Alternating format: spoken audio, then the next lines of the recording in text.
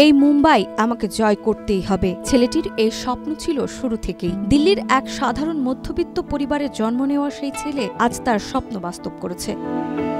সাহস নিয়ে দীর্ঘ পথ চলা সেই মানুষ আর কেউ নয়, শাহরুখ খান, বলিউডের বাদশা, যে আজ বিশ্বের কোটি মানুষের আবেগ, ভালোবাসা আর উন্মাদনার নাম।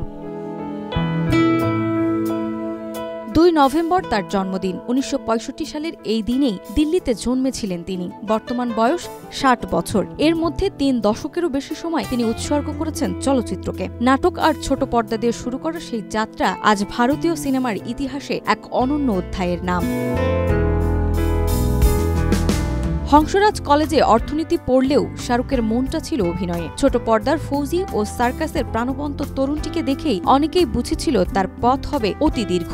সেই পথেই 1992 সালে দিওয়ানা দিয়ে বড় পর্দায় ঝলক দেখান তিনি। এরপর বাজিগর, আঞ্জাম, অ্যান্টনি হিরো হয়েও দর্শকের হৃদয় জয় করেছিলেন। 1995 সালে দিলওয়ালে দুলহানিয়া লে যায়েঙ্গে তাকে পৌঁছে দেয় রোমান্সের শিখরে। কিংস অব রোমান্স খ্যাত শাহরুখ পরে অ্যাকশন হিরো হিসেবেও নিজেকে প্রমাণ করতে চেয়েছিলেন। পথটা ছিল উত্থান পতনের। একসময় মনে হয়েছিল তার তারকা খ্যাতি যেন ম্লান হয়ে আসছে, কিন্তু 2023 সালে ঝড়ের মতো প্রত্যাবর্তন। পাঠান, জওয়ান, ডাঙ্কি তাকে নতুন উচ্চতায় পৌঁছে দেয়। জওয়ান তাকে এনে দেয় দেশসেরা অভিনেতার পুরস্কার।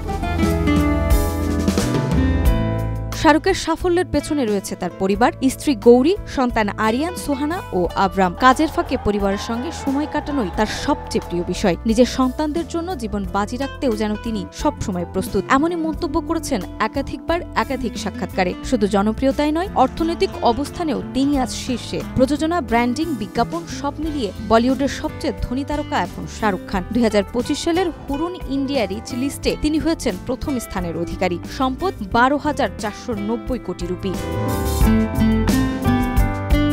60 বছর বয়সে এসে শাহরুখের জীবন প্রমাণ দেয় স্বপ্ন, চেষ্টা, মমতা আর বিনয় মিললে এক সাধারণ ছেলেও জয় করতে পারে পুরো পৃথিবী। আজ জন্মদিনে তার মান্নাতের সামনে তাই ভিড় জমবে হাজারো অনুরাগীদের। শুভ জন্মদিন শাহরুখ খান। নাজমা, মাই টিভি।